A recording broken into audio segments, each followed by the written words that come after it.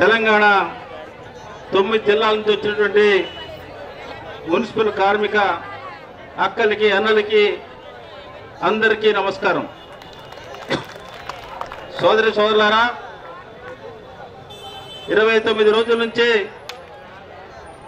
తెలంగాణ రాష్ట్రంలో ఉన్నటువంటి పారిశుద్ధ్య కార్మికులు చేస్తున్న సమ్మె చాలా న్యాయమైంది. మీరు సమ్మెకి ముందే కార్మిక సంఘాల ఆధ్వర్యంలో ప్రభుత్వానికి, కమిషనర్లకి అందరికీ కూడా మెమోరాండం ఇచ్చి మా సమస్య, మా జీతాలు పెరుగుతున్న ధరలకు అనుగుణంగా జీతాలు పెంచాల్సిందని చెప్పేసి మహాజనుల ద్వారా, దరఖాస్తు ద్వారా మీరు తెలియజేశారు. కానీ ఈరోజు ప్రభుత్వం చాలా మొండిగా, నిరంకుశంగా వ్యవహరిస్తుంది, చాలా అక్రమంగా వ్యవహరిస్తుంది. నేను సిపిఎం పార్టీగా తీవ్రంగా ఖండిస్తున్నాను. నేను, నా సహచర MLA, CPI MLA Ravindra Kumar గారు ఇద్దరం మేము 28, 29 తేదీల్లో ముఖ్యమంత్రి గారిని కలవడానికి అన్ని ప్రయత్నాలు చేశాం. ఇద్దరం మేము వస్తాం, ఇద్దరం కమ్యూనిస్ట్ ఎమ్మెల్యేలం, సిపిఎం సిపిఐ ఎమ్మెల్యేలుగా ఉన్నాం, కార్మికుల గురించి ఆలోచిస్తాం. మాకు అపాయింట్మెంట్ ఏమంటే కనీసం ముఖ్యమంత్రి కార్యాలయం నుంచి ఏమో దులుకు పలుకులేదు. అపాయింట్మెంట్ ఉత్తరం కూడా రాశాం.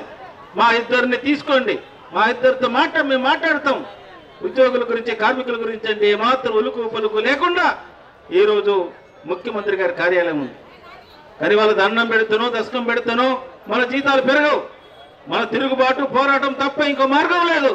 దానికి ఈరోజు మీరందరూ కూడా 29 రోజుల నుంచి నిర్బంధాలు వచ్చినా, బెదిరింపులు వచ్చినా, అదిరింపులు వచ్చినా నిలబడ్డందుకు మీ అందరినీ ప్రత్యేకంగా అభినందిస్తున్నాం.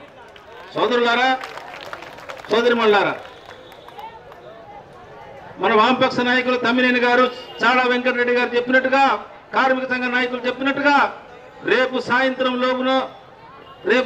5 గంటల లోపు ప్రభుత్వం ఆలోచించి చర్చలు పిలిచి జేఏసీ నాయకుల్ని, రాజకీయ పార్టీ నాయకుల్ని పిలకపోతే సిపిఎం సిపిఐ ఎమ్మెల్యేలుగా ఉన్నటువంటి వాళ్ళం మేము మీకు అండగా రేపు ఎల్లుండి వామపక్ష పార్టీలకు జేఏసీ నిర్ణయం చేస్తారు. నిర్ణయం ప్రకారం మీకు అండగా ఎల్లవేళలా ఉంటామని మీ అందరూ తెలియజేస్తూ, మీరు భయపడొద్దు, అదరపడొద్దు, ధైర్యంగా ఉండండి.